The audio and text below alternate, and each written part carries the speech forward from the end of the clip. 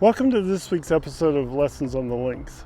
This week we're going to take a look at hole number 6 at Stonecreek Golf Club in Phoenix, Arizona. We're going to look at the hole from both the scoring zone strategy and also from the greens and regulation perspective. Let's take a look at hole number 6. The signature hole at Stonecreek Golf Club is hole number 6. In this segment of 3 shots you need, we will explore 2 different strategies to play the hole. One way, which should be reserved for longer hitting, more skillful players, is to attempt to hit the green in regulation with 2 well-placed shots. However, this approach can quickly lead to high scores in this hole due to the severe hazards in play. Maybe a better way is to play the hole with what I call the scoring zone strategy, which employs a safer, more stress-free way to play the hole. The main priority shifts from attempting to hit the ball onto the green in 2 shots to getting the ball into the scoring zone as the goal before attempting to hit the green. Minimizing risk can reap great rewards. The first shot that we need in our scoring zone approach is a strategically placed tee shot into the approach area to avoid trouble. I only need to hit the ball about 160 yards, so I'm going to hit a 7-iron.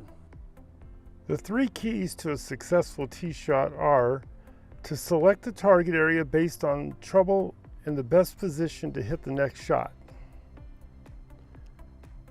Key number 2, don't aim at the target. Pick an aim point that allows you to curve the ball into your target area. And the last key is to tee up on the same side as the trouble and hit away from it.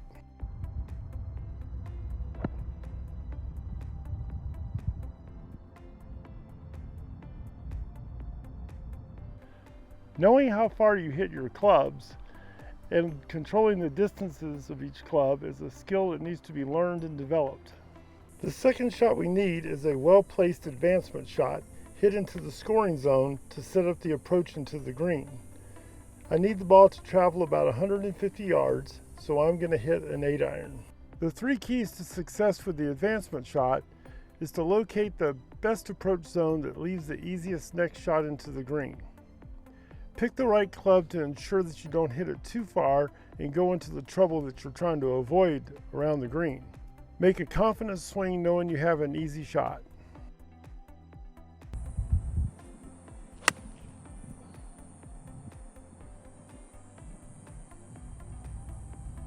From the approach zone, your first priority should be to get the ball on the green and keep the ball on the green.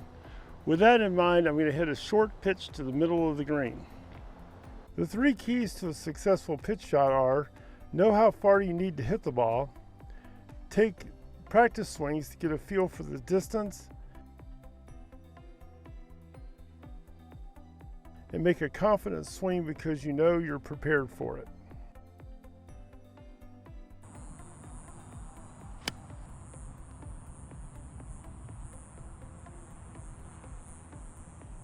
Following this plan will always leave you with a putt for a par.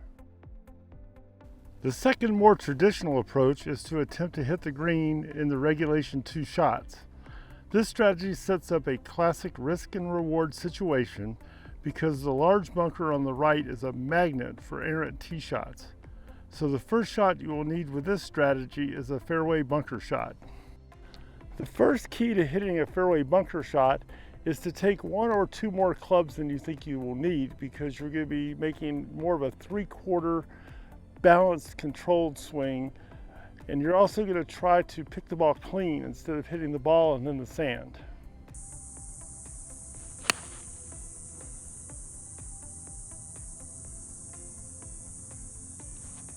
The third key is don't hesitate to shift into the scoring zone strategy to help avoid the inevitable large numbers that this green complex can create.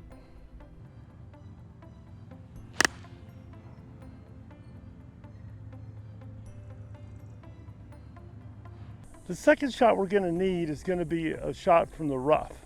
In this case, not only did my ball find the rough, it has found an uphill slope. Now, so the first key that we're going to need to this shot is we're going to have to adjust our setup by tilting our shoulders on approximately the same level as the lie to try to level the lie out. The second key is going to be to take one or two more clubs because the ball is going to launch much higher than it would if it were off of a level lie. And the third key is going to be to swing up the slope.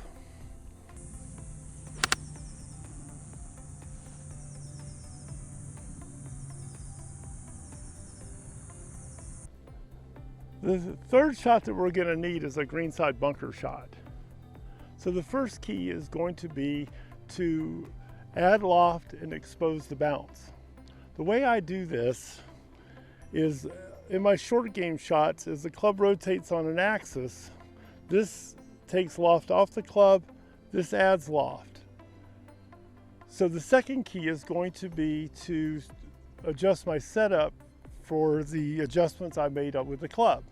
So obviously I can't stand this way, so what I do is I stand to the handle, which moves the ball position forward to the center of my stance and also turns my feet slightly left. The third key, once I've got my setup, is I simply need to swing the club along my foot line and splash the sand out and treat the ball as a big particle of sand as it goes out onto the green.